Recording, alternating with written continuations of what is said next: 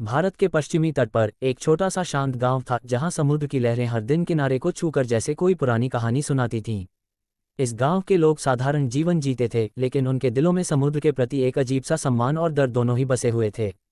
बुजुर्ग अक्सर रात के समय आग के चारों ओर बैठकर एक रहस्यमयी जहाज की कहानी सुनाते थे, एक ऐसा जहाज जो कई साल पहले अचानक गायब हो गया था और फिर कभी वापस नहीं आया। लोग कहते थे कि वह जहाज किसी अनजानी शक्ति के प्रभाव में आ गया था, लेकिन इस बात का कोई ठोस प्रमाण कभी नहीं मिला। इसी गांव में आरव नाम का एक युवा रहता था जो बचपन से ही इन कहानियों को सुनकर बड़ा हुआ था। उसके भीतर जिज्ञासा इतनी गहरी थी कि वह हर रहस्य को सुलझाना चाहता था। एक दिन जब वह समुद्र के किनारे बैठा लहरों को देख रहा था, उसे दूर क्षितिज पर कुछ अजीब सा दिखाई दिया, एक पुराना धुंध से घिरा जहाज जो धीरे धीरे किनारे की ओर बढ़ रहा था। उसका दिल तेजी से धड़कने लगा, क्योंकि वह जहाज ठीक वैसा ही दिख रहा था जैसा बुजुर्गों की कहानियों में बताया गया था। गांव के अन्य लोगों ने भी उस जहाज को देखा और पूरे इलाके में डर और उत्सुकता फैल गई। कोई भी उसके पास जाने की हिम्मत नहीं कर रहा था, लेकिन आरव के मन में सवालों का तूफान उठ चुका था। क्या ये वही खोया हुआ जहाज है? इतने सालों बाद ये वापस कैसे आ गया? और सबसे बड़ा सवाल, क्या इसके अंदर कोई है? अगली सुबह सूरज की पहली किरण के साथ आरव ने निर्णय लिया कि वह इस रहस्य का सामना करेगा। उसने कुछ आवश्यक सामान लिया और एक छोटी नाव के सहारे उस जहाज की ओर बढ़ चला। जैसे जैसे वह पास पहुंचता गया, हवा ठंडी और भारी महसूस होने लगी, जैसे समय खुद उस जगह पर ठहर गया हो। जहाज की दीवारें जर्जर थीं, लकड़ी पर समय के निशान साफ दिखाई दे रहे थे और चारों ओर एक अजीब सी खामोशी छाई हुई थी। जब आरव ने जहाज पर कदम रखा तो उसे ऐसा लगा जैसे वह किसी दूसरी दुनिया में प्रवेश कर चुका है। डेक पर चारों ओर बिखरे हुए सामान, पुराने रस्से और धूल से ढकी वस्तुएं इस बात का संकेत दे रही थीं कि यहाँ कभी बहुत से लोग रहे होंगे। लेकिन अब वहाँ कोई नहीं था, सिर्फ सन्नाटा। उसे अचानक एक पुरानी डायरी दिखाई दी जो आधी खुली हुई थी। उसके पन्ने पीले पड़ चुके थे, लेकिन लिखावट अभी भी पढ़ी जा सकती थी। आरव ने कांपते हाथों से उसे उठाया और पढ़ना शुरू किया। उसमें लिखा था कि इस जहाज पर 400 लोग सवार थे जो एक लंबी यात्रा पर निकले थे, एक ऐसी यात्रा जो उन्हें एक नए जीवन की ओर ले जाने वाली थी। लेकिन जैसे जैसे आरव आगे बढ़ता गया, शब्दों में एक अजीब सा भय झलकने लगा। डायरी में बताया गया था कि यात्रा के कुछ ही दिनों बाद जहाज पर अजीब घटनाएं होने लगी। रात में अनसुनी आवाजें, अचानक गायब हो जाने वाले लोग और एक अनजानी उपस्थिति का एहसास। आरव के रोंगटे खड़े हो गए। ये सिर्फ एक कहानी नहीं थी, ये किसी के द्वारा अनुभव की गई सच्चाई थी। और अब वह उसी जहाज पर खड़ा था। अचानक जहाज के अंदर कहीं से हल्की सी आवाज आई, जैसे कोई धीरे धीरे चल रहा हो। आरव का दिल थमसा गया। क्या वह सच में अकेला था या कोई और भी वहां मौजूद था? आरव कुछ पल के लिए वहीं ठिठक गया, उसकी सांसें धीमी और गहरी हो गईं। समुद्र की लहरों की आवाज अब दूर और धुंधली लग रही थी, जैसे वह जहाज अपनी ही दुनिया में जी रहा हो। उसने हिम्मत जुटाई और उस दिशा में कदम बढ़ाए जहां से आवाज आई थी। लकड़ी के फर्श पर उसके कदमों की हल्की चरमराहट गूंज रही थी और हर कदम के साथ वातावरण और भी भारी होता जा रहा था। जहाज के अंदर जाने वाला संकरा रास्ता अंधेरे में खोया हुआ था, लेकिन आरव की जिज्ञासा डर पर हावी हो चुकी थी। जैसे ही वह नीचे के हिस्से में पहुंचा, उसे कई बंद दरवाजे दिखाई दिए, हर दरवाजा मानो किसी रहस्य को छुपाए बैठा था। उसने एक दरवाज़ा धीरे से खोला। अंदर का कमरा अस्त व्यस्त था, जैसे किसी ने जल्दबाजी में सब कुछ छोड़ दिया हो। बिस्तर उल्टे पड़े थे, सामान इधर उधर बिखरा था और दीवारों पर कुछ अजीब से निशान बने हुए थे। ये साफ था कि यहाँ रहने वाले लोग किसी घबराहट में थे। आरव को यह एहसास होने लगा कि जो कुछ भी हुआ था वह अचानक और बेहद डरावना रहा होगा।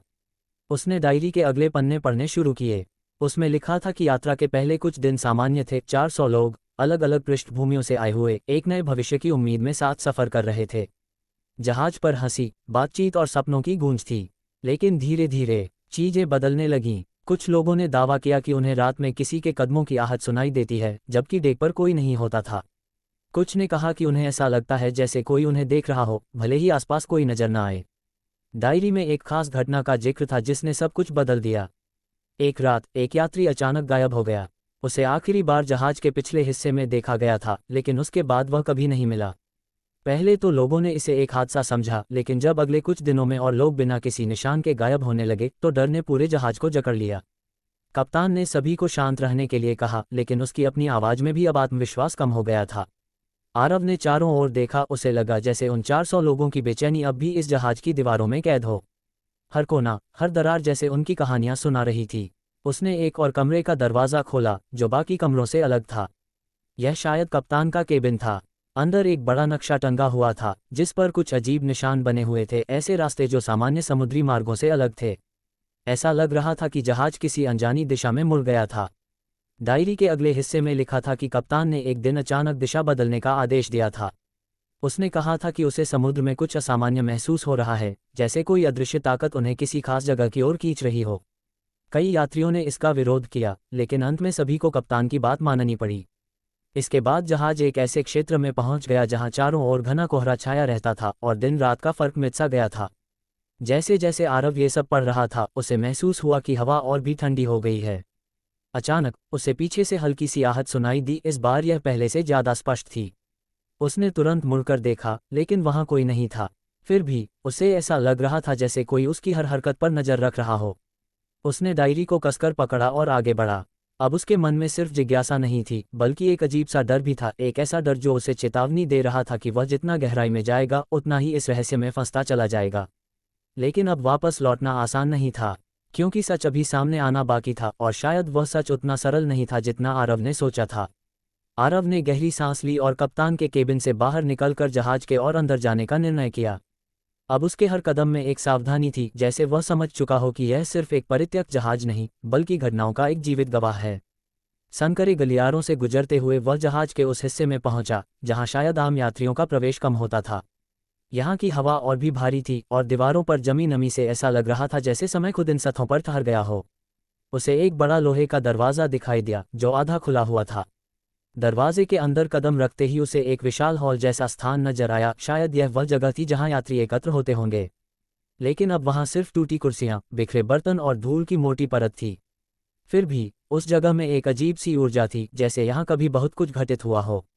आरव को अचानक डायरी के आखिरी हिस्सों की याद आई, जो उसने अभी तक पूरी तरह नहीं पढ़े थे। वह वहीं खड़ा होकर आगे पढ़ने लगा। अब लिखावट पहले से ज्यादा जल्दबाजी और तनाव में लिखी हुई लग रही थी। उसमें बताया गया था कि जहाज उस रहस्यमयी कोहरे में फंसने के बाद जैसे एक अलग ही समय में प्रवेश कर गया था। दिन और रात का कोई स्पष्ट क्रम नहीं बचा था। घड़ियां रुक रुक कर चलती थीं, और कभी कभी तो बिल्कुल थम जाती थीं। यात्रियों ने महसूस किया कि समय सामान्य तरीके से नहीं बीत रहा। कुछ के लिए घंटे दिनों जैसे लगते थे, और कुछ के लिए पूरा दिन कुछ ही पलों में गुजर जाता था। डायरी में लिखा था कि यह स्थिति दिनों या हफ्तों तक नहीं, बल्कि पूरे 9 महीनों तक चली। उन 9 महीनों में जहाज पर मौजूद 400 लोगों का जीवन पूरी तरह बदल गया। खाने पीने का सामान सीमित होने लगा और लोगों के बीच तनाव बढ़ने लगा। लेकिन सबसे डरावनी बात यह थी कि गायब होने की घटनाएं बंद नहीं हुई थीं। अब लोग समूहों में रहने लगे थे, कोई भी अकेले जाने की हिम्मत नहीं करता था। फिर भी कभी कभी कोई व्यक्ति बस एक पल के लिए नज़रों से ओझल होता और फिर हमेशा के लिए गायब हो जाता। आरव की उंगलियां कांप रही थीं, लेकिन वह पढ़ता रहा। डायरी में कुछ यात्रियों के अनुभव भी दर्ज थे। किसी ने लिखा था कि उसने अपने ही जैसे किसी और व्यक्ति को देखा जो उसी की हरकतों की नकल कर रहा था, लेकिन उसका चेहरा धुंधला था। किसी और ने लिखा कि रात के समय जहाज के कोनों में हल्की हल्की फुसफुसाहट सुनाई देती थी, जैसे कोई अदृश्य मौजूदगी आपस में बात कर रही हो। धीरे धीरे लोगों को यह एहसास होने लगा कि वे अकेले नहीं हैं, कुछ और भी इस जहाज पर मौजूद है जो उन्हें देख रहा है, समझ रहा है, और शायद उनके साथ खेल रहा है। आरव ने सिर उठाकर उस विशाल हॉल को देखा। उसे अचानक लगा जैसे वह अकेला नहीं है। उसकी नज़र एक कोने पर पड़ी जहां धूल के बीच कुछ हल्की सी हरकत हुई थी, या शायद यह उसका भ्रम था। उसने अपनी आंखें मलीं, लेकिन दिल की धड़कन अब तेज हो चुकी थी। उसे महसूस हो रहा था कि वह उसी डर को जी रहा है जिसे उन 400 लोगों ने 9 महीनों तक सहा था। डायरी के आखिरी पन्नों में लिखा था कि जैसे जैसे समय बीतता गया, लोग मानसिक रूप से टूटने लगे। कुछ ने उम्मीद छोड़ दी, कुछ ने खुद को अलग थलग कर लिया, और कुछ ने दावा किया कि उन्होंने उस अनजानी शक्ति से बात करने की कोशिश की। लेकिन उन कोशिशों का कोई स्पष्ट परिणाम नहीं मिला, सिर्फ और अधिक भ्रम और गहरी खामोशी। एक खास बात बार बार लिखी गई थी, जहाज जैसे किसी चक्र में फंस गया था। चाहे वे दिशा बदलते, गति बढ़ाते या घटाते, वे उसी कोहरे में लौट आते थे। ऐसा लगता था कि समुद्र का वह हिस्सा उन्हें जाने नहीं देना चाहता। आरव के माथे पर पसीना आ गया। उसे अब समझ आने लगा था कि यह सिर्फ एक रहस्य नहीं, बल्कि एक ऐसा अनुभव था जिसने 400 लोगों को धीरे धीरे खत्म कर दिया, शारीरिक रूप से नहीं, बल्कि मानसिक और भावनात्मक रूप से। अचानक हॉल के दूसरे छोर से एक तेज आवाज आई, जैसे कोई भारी चीज गिर गई हो। इस बार यह कोई भ्रम नहीं था। आरव का शरीर सख्त हो गया। उसने धीरे धीरे उस दिशा में देखा, और उसे ऐसा लगा जैसे अंधेरे में कोई आकृति कुछ पल के लिए खड़ी थी और फिर गायब हो गई। अब सवाल सिर्फ यह नहीं था कि उन 400 लोगों के साथ क्या हुआ, बल्कि यह था कि क्या वही सब अब उसके साथ भी होने वाला है। आरव का गला सूख गया था, लेकिन उसके कदम अब भी उस दिशा में बढ़ रहे थे जहां उसने उस आकृति को देखा था।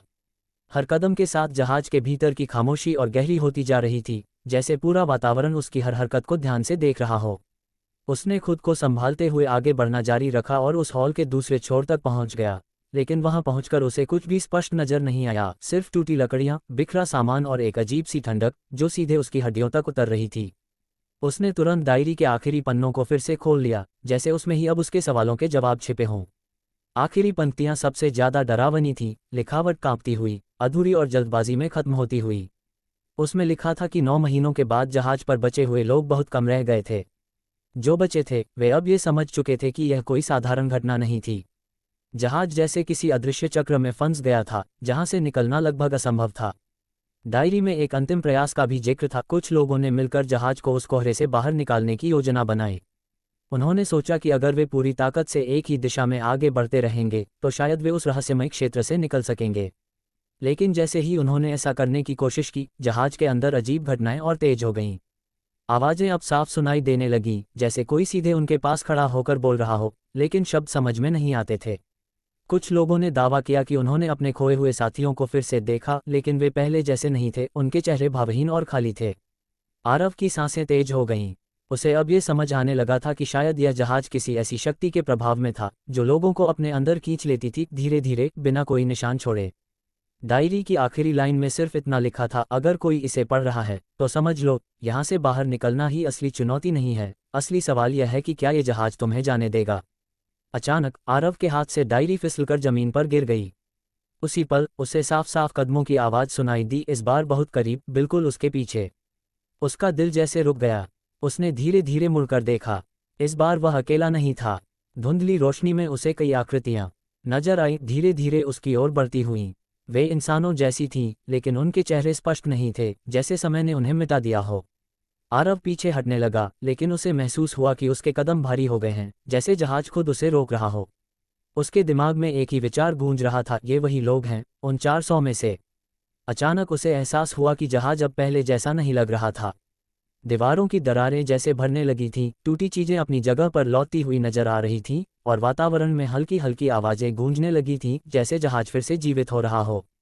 आरव ने पूरी ताकत से खुद को संभाला और भागने की कोशिश की। वह तेजी से डेक की ओर दौड़ा, जहां से वह आया था। लेकिन जैसे ही वह ऊपर पहुंचा, उसने देखा कि समुद्र के चारों ओर वही घना कोहरा फैल चुका था, वैसा ही जैसा डायरी में बताया गया था।